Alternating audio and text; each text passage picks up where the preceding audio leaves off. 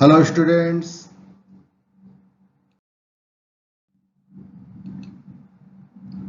welcome all students and viewers. मैं doctor Ramesh Kumar Dewangan, assistant professor commerce, government Mata Karma girls college Mahasamund, Chhattisgarh, video lecture part 3 में आप सबका स्वागत करता हूं। पंडित रविशंकर शुक्ल विश्वविद्यालय रायपुर के स्नातक पाठ्यक्रम बीकॉम भाग 3 के अनिवार्य प्रश्न पत्र चतुर्थ के विषय मैनेजमेंट अकाउंटिंग के इकाई 5 के अंतर्गत मार्जिनल कॉस्टिंग अर्थात सीमांत लागत टॉपिक पर इस वीडियो में हम चर्चा करेंगे।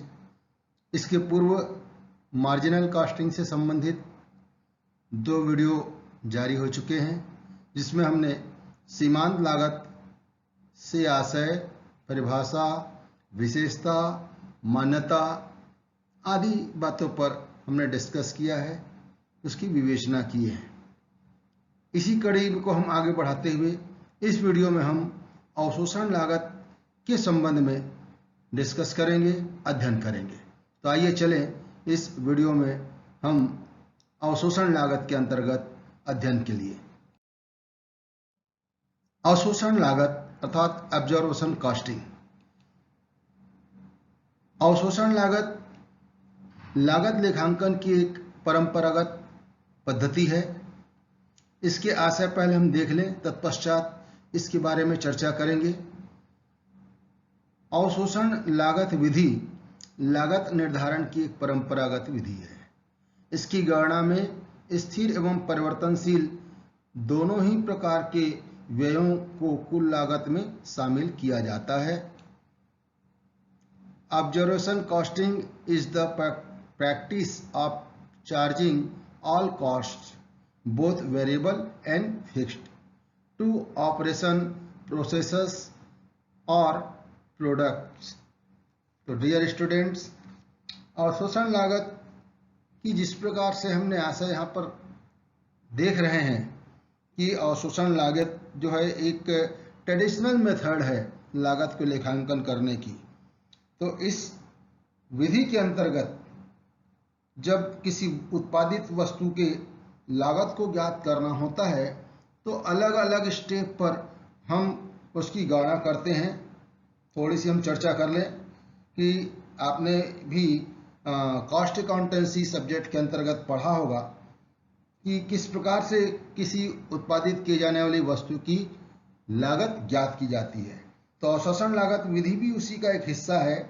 इसमें जब किसी वस्तु को उत्पादित किया जाता है तो उस वस्तु के लिए कच्चा माल के रूप में जो व्यय हुआ है, प्रत्यक्ष श्रम पर जो व्यय हुआ है तथा अन्य जो प्रत्यक्ष व्यय हुए हैं उनको जोड़ करके मूल लागत ज्ञात किया जाता है, जिसको हम प्राइम कास्ट भी कहते हैं। इस प्राइम कास्ट अर्थात मूल लागत में कारखाना उपरी व्यय को जोड़ा जाता है और जोड़ करके जो राशि ज्ञात होती है उसको हम कारखाना लागत या फैक्ट्री कॉस्ट कहते हैं। कारखाना लागत में प्रशासनिक एवं कार्यालयीन व्ययों को जोड़ा जाता है। तो जोड़ करके जो राशि ज्ञात होती है उसको हम उत्पादन लागत या कॉस्ट ऑफ प्रोडक्शन कहते हैं। फिर इसी स्टेप को आगे बढ़ाते हुए उत्पादन लागत में विक्रय एवं वितरण संबंधी व्ययों को जोड़कर कुल लागत ज्ञात की जाती है, जिसको हम टोटल कॉस्ट भी कहते हैं। इसके पश्चात वांछित लाभ जोड़कर जो डिजायर प्रॉफिट है, जितना कि उस वस्तु में लाभ कमाना चाहता है उत्पादक, उतनी राशि जोड़ करके वस्तु के मूल्य को निर्धारित किया जाता है। तो समग्र रूप से हम देखें कि अवशोषण लागत विधि के अंतर्गत किसी उत्पादित वस्तु के लागत को निर्धारित करने के लिए अलग अलग स्तरों पर उस वस्तु के मूल्य को निर्धारित किया जाता है। पहले स्टेप पर मूल लागत, फिर कारखाना लागत, फिर प्रशासनिक लागत या उत्पादन लागत, फिर उसके बाद फिर कुल लागत। तो इस प्रकार से अवशोषण लागत विधि में किसी भी उत्पादित वस्तु की लागत को ज्ञात किया जाता है। इस विधि को अन्य नामों से भी जाना जाता है। उसमें से पहला नाम है पूर्ण लागत लेखांकन तकनीक।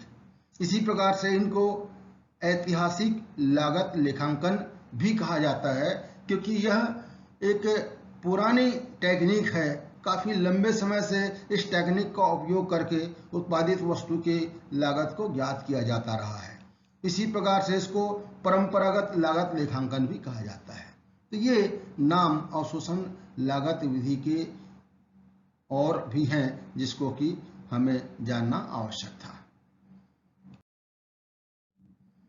अवशोषण लागत विधि में लाभ की गणना, calculation of profit under absorption cost method. जैसा कि इसके पहले के वीडियो में हमने चर्चा किया कि सीमांत लागत विधि के अंतर्गत किसी उत्पादित वस्तु के लाभ की गणना किस प्रकार से की जाती है, ठीक वैसे ही अवशोषण लागत विधि में भी हम उत्पादित की जाने वाली वस्तु के लाभ की गणना भी कर सकते हैं। तो उसके लिए हम आपके समक्ष रखते हैं एक प्रारूप, जिसके माध्यम से इस विधि के अंतर्गत उत्पादित की जाने वाली वस्तु के लाभ की गणना की जा सकती है। तो यह प्रारूप में आप देखेंगे कि इसके दो कॉलम है, पर्टिकुलर और अमाउंट।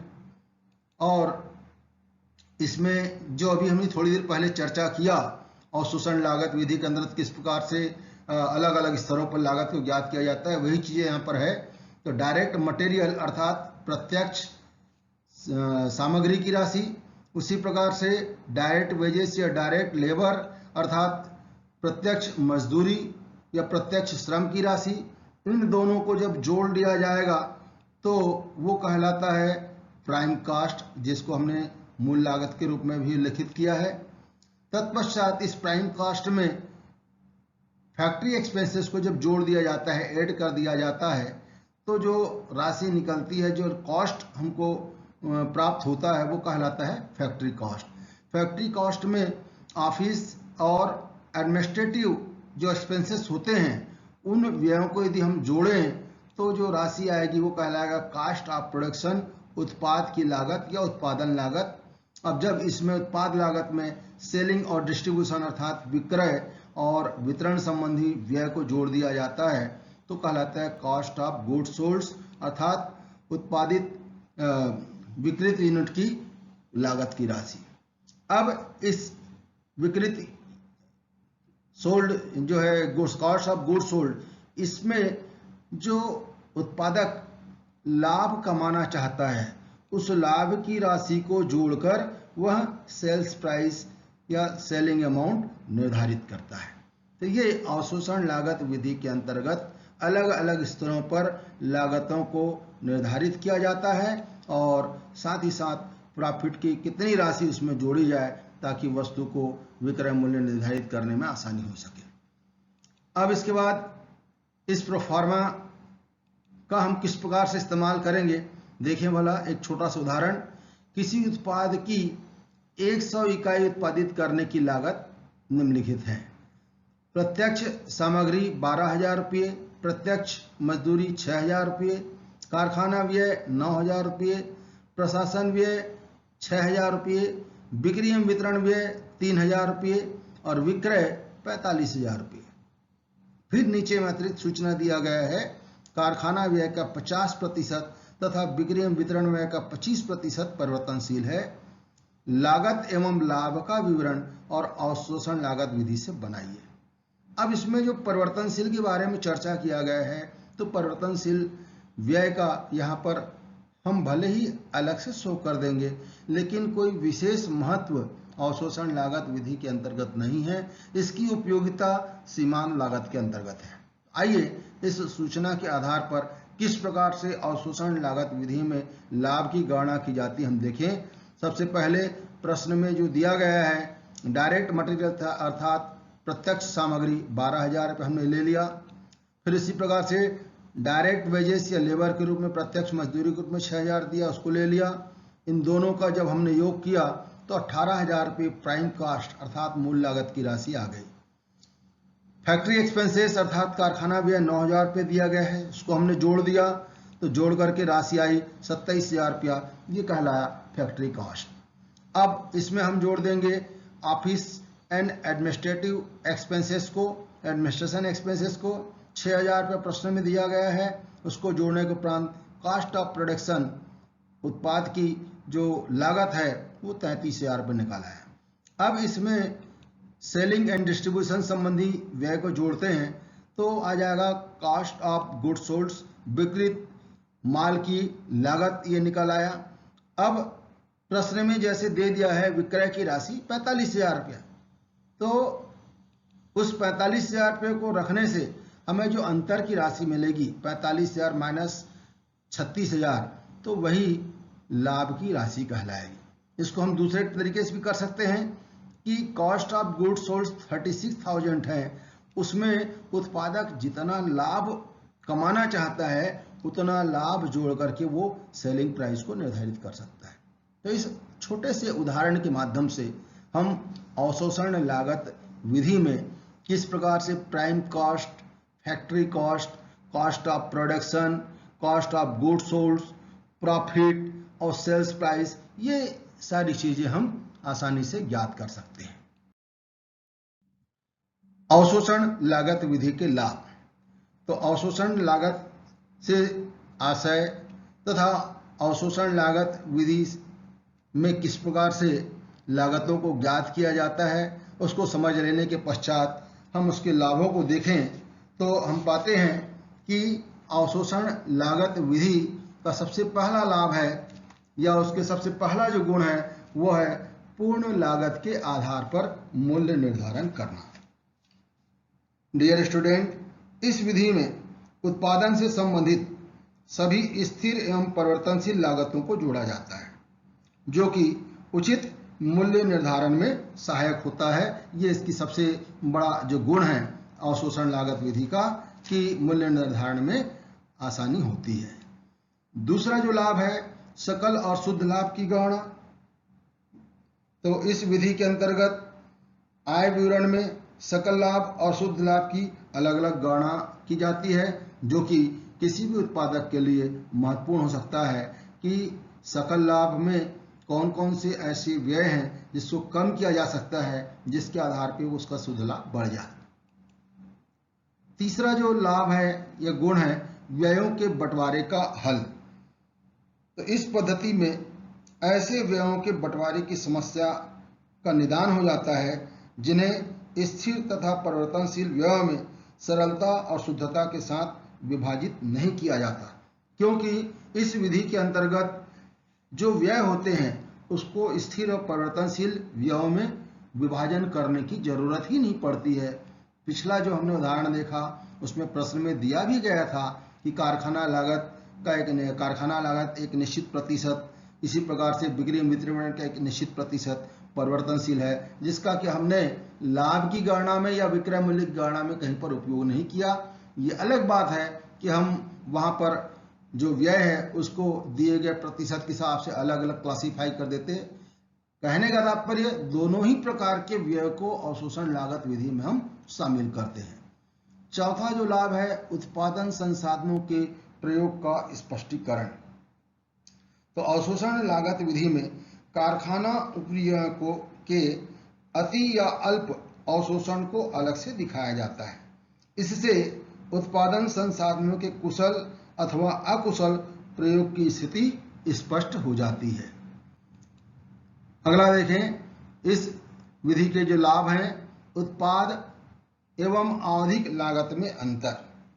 इस विधि में उत्पाद लागत एवं आवधिक लागत में अंतर स्पष्ट रूप से निर्धारित किया जाता है जिससे यह तय हो सके कि कौन सी लागतें प्रत्यक्ष रूप से उत्पादन की मात्रा से संबंधित है और कौन सी लागतें केवल समय से संबंधित हैं।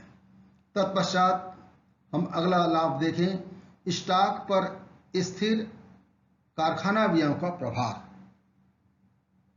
इस विधि में स्थिर कारखाना व्ययों का भार उस स्टॉक पर भी डाला जाता है जो चालू अवधि में नहीं बेचा जाता, वरन भविष्य में विक्रय के लिए स्टॉक में रखा जाता है। एक मूल अंतर यदि हम आगे चर्चा करेंगे, मूल अंतर यहाँ पे ये देखने का हम मिल रहा है कि सीमांत लागत में स्थिर व्यय को अंशदान से घटाया जाता है, जबकि यहाँ पर अवशोषण लागत विधि में स्थिर व्यय को स्टॉक में जोड़ा जाता है, चाहे वो चालू अवधि से संबंधित हो या आगामी अवधि से संबंधित हो। अगला जो लाभ है, प्रबंधकों में अधिक उत्तरदायित्व की भावना। यह विधि प्रबंधकों में अपने विभाग या केंद्र की लागतों के प्रति अधिक उत्तरदायित्व की भावना उत्पन्न करती है, क्योंकि सभी विभागों या केंद्रों के मध्य स्थिर कारखाना व्ययों का सही एवं उचित आवंटन किया जाता है। फिर अगला है उपार्जन एवं अनुरूपता की धारणा के अनुकूल। यह विधि लेखांकन के उपार्जन एवं अनुरूपता की धारणा के अनुरूप है। इसमें विशिष्ट अवधि में अर्जन एवं लागत के मध्य अनुरूपता स्थापित करने का प्रयास किया जाता है, क्योंकि जो उत्पादन चालू अवधि में नहीं बिकता उसका स्थायी कारखाना उपरिव्यय शेष स्टॉक में शामिल कर लिया जाता है। तो ये तो हुए कुछ गुण या लाभ जो कि अवशोषण लागत के अंतर्गत हमने चर्चा किया। इसी कड़ी में हम आगे बढ़ते हैं। अवशोषण लागत की सीमाएं। तो इनके सीमाएं अर्थात जिन लिमिटेशनों के अंतर्गत हम अवशोषण लागत विधि को प्रयोग करते हैं या करना चाहिए, या अवशोषण लागत विधि को प्रयोग करते समय इन सीमाओं का ध्यान रखा जाना चाहिए। तो उसमें सबसे पहला, लागत की तुलना में एवं नियंत्रण में कठिनाई। इसको हम एक प्रकार से सीमाओं के साथ साथ दोष भी कह सकते हैं कि इस विधि में उत्पादन के विभिन्न स्तरों पर प्रति इकाई लागत अलग अलग हो जाती है। सामान्यतया उत्पादन की मात्रा में वृद्धि होने पर इकाई लागत कम हो जाती है और मात्रा में कमी होने पर इकाई लागत बढ़ जाती है। इससे लागत की तुलना और नियंत्रण में कठिनाई उत्पन्न होती है। दूसरी जो इसकी सीमाएं हैं, या कह लीजिए कमियां हैं, या कह लीजिए इसको दोष हैं, लोचदार बजट में कठिनाई। तो अवशोषण लागत में स्थिर और परिवर्तनशील लागत में अंतर नहीं किया जाता। इससे लोचदार बजट की तैयारी करने में कठिनाई आती है। तीसरा जो सीमा है या उसका दोष है, स्थिर कारखाना व्ययों को उत्पादन लागत में शामिल करना। इस विधि के अंतर्गत कारखाना लागत को उत्पाद लागत में शामिल किया जाता है, जिसके कारण स्टॉक मूल्यांकन में भी इसे जोड़ लिया जाता है। इसका प्रभाव यह होता है कि कारखाना लागत का कुछ भाग भविष्य के लिए आगे ले जाया जाता है और चालू अवधि के लागत में कमी और लाभ में वृद्धि हो जाती है, जो कि उचित नहीं है। अगला है प्रबंधकीय निर्णयों में कठिनाइयां। अवशोषण लागत पद्धति अनेक जो प्रबंधकीय निर्णय लिए जाते हैं किसी उत्पादन संस्था में, वहां पर ये उपयोगी साबित नहीं होती है। जैसे किसी वस्तु को बनाना है या रेडीमेड खरीदना है, किसी विशिष्ट मूल्य पर विशिष्ट ऑर्डर को स्वीकार करना है उत्पादन का अथवा नहीं करना है, मंदी काल में न्यूनतम मूल्य किस प्रकार से निर्धारित करें, उचित उत्पादन मिश्रण किस प्रकार से हम निर्धारित करें, ये सारी चीजें से संबंधित निर्णय लेने में अवशोषण लागत विधि उपयोगी या सहायक नहीं होती है। तो ये कुछ सीमाएं हैं जो कि हम अवशोषण लागत ज्ञात करने के क्रम में इसको स्पष्ट कर रहे हैं। अब इसके बाद हम देखते हैं अवशोषण लागत विधि और सीमांत लागत विधि में अंतर। डियर स्टूडेंट, पूर्व के 2 वीडियो हमने सीमांत लागत विधि के बारे में विस्तृत रूप से चर्चा किया और इस वीडियो में हमने अवशोषण लागत विधि के बारे में डिस्कस किया, उसके बारे में आपको जानकारी दिया। उन दोनों ही विधियों के इस समग्र अध्ययन के पश्चात हम अवशोषण लागत विधि और सीमांत लागत विधि में जो अंतर करेंगे, उन अंतरों के आधार इस प्रकार से हैं। सबसे पहला, लागतों के प्रस्तुतिकरण का क्रम एवं वर्गीकरण में अंतर होना। अवशोषण लागत विधि में लागत को 3 भागों में बांटा जाता है मुख्य रूप से। एक तो कारखाना लागत, दूसरा प्रशासन लागत और तीसरा विक्रय लागत। सर्वप्रथम विक्रय में से विक्रय की लागत को घटाकर सकल लाभ ज्ञात किया जाता है और सकल लाभ में प्रशासनिक तथा बिक्री व्यय घटाकर शुद्ध लाभ की गणना की जाती है। इसके विपरीत सीमांत लागत विधि में केवल दो भागों में बांटा जाता है, एक स्थिर लागत और दूसरा सीमांत या परिवर्तनशील लागत। दूसरा जो अंतर है अवधि बनाम उत्पाद। तो अवशोषण लागत विधि के अंतर्गत अवधि महत्वपूर्ण होते हैं, समय अर्थात पीरियड महत्वपूर्ण होता है और एक अवधि के लिए किए गए सभी व्यय कुल लागत के रूप में शामिल किए जाते हैं, जबकि सीमांत लागत विधि में उत्पाद महत्वपूर्ण होता है और एक अवधि में किए गए ऐसे व्यय जिनका कि उत्पादन से कोई संबंध नहीं होता है उनको ध्यान नहीं रखते। इस प्रकार अवशोषण लागत विधि में स्थिर व्यय को कुल लागत का अंग मानते हैं, जबकि सीमांत उत्पादन विधि में उन्हें उत्पादन लागत का अंग नहीं मानते हैं। तीसरा अंतर है स्थिर व्यय की कमी या अधिकता की पुनः प्राप्ति। लाभ निर्धारण करते समय स्थिर व्यय की कमी या अधिकता की पुनः प्राप्ति, जिसको हम अंडर और ओवर रिकवरी भी कहते हैं, को अवशोषण लागत विधि में लाभ हानि खाते से चार्ज किया जाता है, जबकि सीमांत लागत विधि में ऐसा किया ही नहीं जाता। स्थिर व्यय की राशि को सीधे सीधे अंशदान की राशि से घटा दिया जाता है। चौथा जो महत्वपूर्ण अंतर है वो है स्कंद के मूल्यांकन। तो अवशोषण लागत विधि में स्कंद के मूल्य में स्थिर व्यय का कुछ अंश शामिल होता है और इस प्रकार चालू वर्ष के स्थिर व्यय का कुछ भाग अगले वर्ष में और गत वर्ष के स्थिर व्यय का कुछ भाग चालू वर्ष में ले जाया जाता है, जबकि सीमांत लागत विधि में स्कंद के मूल्य में स्थिर व्यय का कोई भी अंश शामिल नहीं होता, क्योंकि पूर्व में हमने देखा भी है, इसमें चर्चा भी किए हैं कि सीमांत लागत विधि के अंतर्गत स्थिर व्यय को चालू वर्ष के अंशदान से घटा दिया जाता है। ये मूल अंतर है। फिर इसके बाद देखें शुद्ध परिचालन लाभ में अंतर। तो शुद्ध परिचालन लाभ में एक दो बिंदु हैं जिसके आधार पर हम दोनों विधियों में अंतर कर सकते हैं। पहला बिंदु हम देखें इसमें कि जब उत्पादन की मात्रा विक्रय की मात्रा से अधिक हो तो अवशोषण लागत विधि से ज्ञात शुद्ध लाभ सीमांत लागत से ज्ञात शुद्ध आय से अधिक होगा, क्योंकि अवशोषण लागत में स्थिर लागतों का एक भाग अंतिम स्टॉक के रूप में अगली अवधि के लिए स्थगित कर दिया जाता है, जबकि सीमांत लागत में स्थायी लागत को उसी अवधि में अंशदान से घटा दिया जाता है। ठीक इसी प्रकार से शुद्ध परिचालन लाभ के अंदर दूसरा जो महत्वपूर्ण अंतर है वो है कि जब उत्पादन की मात्रा विक्रय के मात्रा से कम होती है तो उपर्युक्त जो अभी हमने व्याख्या किया है उसकी विपरीत स्थिति होगी। दीर्घकाल में अवशोषण लागत विधि तथा सीमांत लागत विधि ज्ञात लाभों के मध्य अंतर अल्पकाल में अधिक रहता है और दीर्घकाल में इनमें समान होने की प्रवृत्ति रहती है। अगला जो अंतर है प्रबंधकीय निर्णय का आधार। अवशोषण लागत विधि में प्रबंधकीय निर्णय लाभ पर आधारित होते हैं, जो कुल विक्रय आगम का कुल लागत पर अधिक होता है। दूसरी ओर सीमांत लागत विधि में प्रबंधकीय निर्णय अंशदान तथा लाभ मात्रा अनुपात से निर्देशित होते हैं। अंतिम जो अंतर का आधार है वो है प्रयोग। तो अवशोषण लागत विधि का प्रयोग दीर्घकाल व कीमत निर्धारण में अधिक उपयुक्त माना जाता है, जबकि सीमांत लागत विधि विभिन्न प्रकार के प्रबंधकीय समस्याओं के निराकरण, निर्णयन व नियोजन तथा नियंत्रण में अधिक सहायक होता है।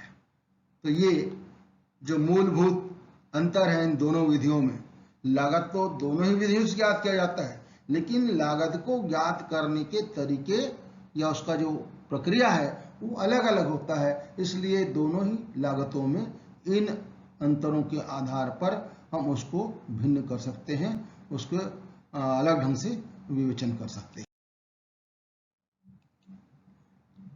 तो डियर स्टूडेंट्स, इस वीडियो को हम यहीं पर विराम देते हैं।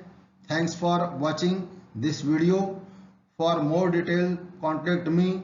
My email address deva.ork3013@gmail.com. हम फिर से आपसे चर्चा करेंगे वीडियो लेक्चर 4 में, जहां पर हम सीमांत लागत की गणना से संबंधित न्यूमेरिकल क्वेश्चंस को हल करेंगे, क्योंकि अभी तक 3 वीडियो में हमने केवल इसके थ्योरेटिकल एस्पेक्ट पर डिस्कशंस किया। हालांकि कुछ पोर्शन जो है एग्जाम्पल्स के माध्यम से हमने कैलकुलेशंस को देखा, लेकिन अब विशुद्ध रूप से सीमांत लागत की गणना के अंतर्गत चौथी जो वीडियो लेक्चर होगा उसमें हम न्यूमेरिकल क्वेश्चंस का प्रस्तुतिकरण करेंगे। तब तक के लिए आप सभी को गुड बाय, थैंक्स अगेन।